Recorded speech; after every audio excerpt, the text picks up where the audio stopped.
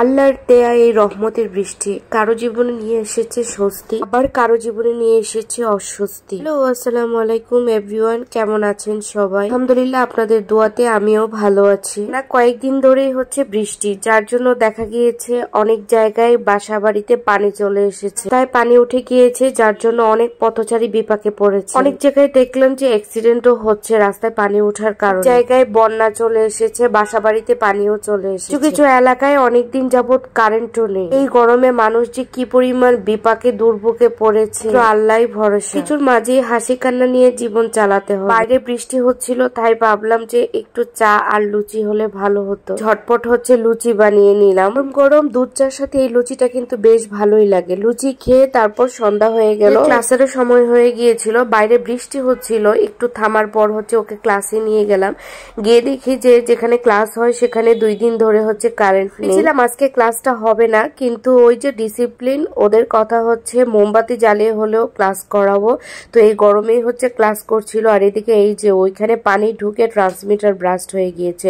2 দিন ধরে এখানে কারেন্ট নেই আর কি মাঠে। আর মাঠে দেখেন কি পরিমাণ পানি জমেছে, এটা কিন্তু একটা খেলার মাঠ। আর এই যে দেখেন এখানে হচ্ছে বাচ্চারা হচ্ছে ক্লাস করছে।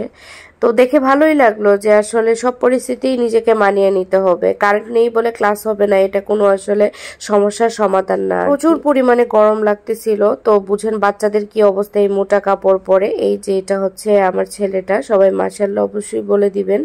আর মোমবাতির আলোতে ওরা যে ক্লাস করছিল দেখে ভালোই লাগছিল। ছেলেটা বারবার বলতেছিল মাম্মা আমার গরম লাগছে। তো ওকে আমি এটাই বুঝালাম যে বাবা দেখো, শীত গ্রীষ্ম বর্ষা সবকিছু শরীরের সাথে মানাতে হবে। আজকে কারেন্ট নেই, ক্লাস করো, এসি এখানে নেই, কিছু করার নেই।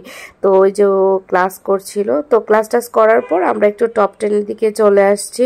এই যে এখানে হচ্ছে ঘেমে অবস্থা খারাপ, একদম পুরো ভিজে গিয়েছে। তো বললাম তুমি কি কি ক্লাসে করলে, অ্যাক্টিভিটি গুলো একটা দেখাও। তো মাশাআল্লাহ সুন্দর করে আমাকে দেখাচ্ছিল। ছোটবেলা থেকে আমার কারাতে জিনিসটা খুবই ভালো লাগতো। মাঝে মাঝে আমার ছেলেকে বলি স্টেপ গুলো দেখাও, আমি মাম্মা শিখবো। হচ্ছে বাচ্চার বাবা শার্ট দেখছিল, তো আমাকে ডাকতেছিল যে পছন্দ করে দিতে। আমি জানি যে আমার পছন্দ জঘন্য, তারপরেও সে আমাকে ডাকছে। তো আমি যাচ্ছি যে দেখার জন্য। চয়েস কিন্তু খুব একটা ভালো না, তারপরেও কিন্তু সে কেনার সময় আমাকে দেখাবেই যে কোনটা তাকে ভালো লাগবে। দেখেন টুনটুনিটাও হচ্ছে চলে আসছে। এই যে এদিকে ভাই লুকোচুরি খেলতেছে, আর ও হচ্ছে খুঁজতেছে, কোথাও খুঁজে পাচ্ছে না ওর ভাই। যখনই এই জায়গাটাতে যায় তখনই হচ্ছে 2 ভাই বোন মিলে খুব খেলা করে। এই যে খুঁজে পেয়ে গিয়েছে, খুবই খুশি সে তার ভাইকে খুঁজে। সবাই অবশ্যই আমার 2টা বাচ্চার জন্য মাশাআল্লাহ বলে দিবেন, দোয়া করবেন, তারা যেন সবসময় সুস্থ থাকে। সফটওয়্যারের কাজ শেষ করে আমরা একটা হচ্ছে গার্মেন্টস এর দোকানে চলে আসলাম। এখানে হচ্ছে টুকটাক কিছু কেনাকাটি করলাম। আজকের মতো আমাদের কাজ শেষ, এখন বাসায় ফিরবো। ভিডিওটা ভালো লাগলে অবশ্যই লাইক কমেন্ট করে পাশে থাকবেন। আল্লাহ হাফিজ, আসসালামু আলাইকুম।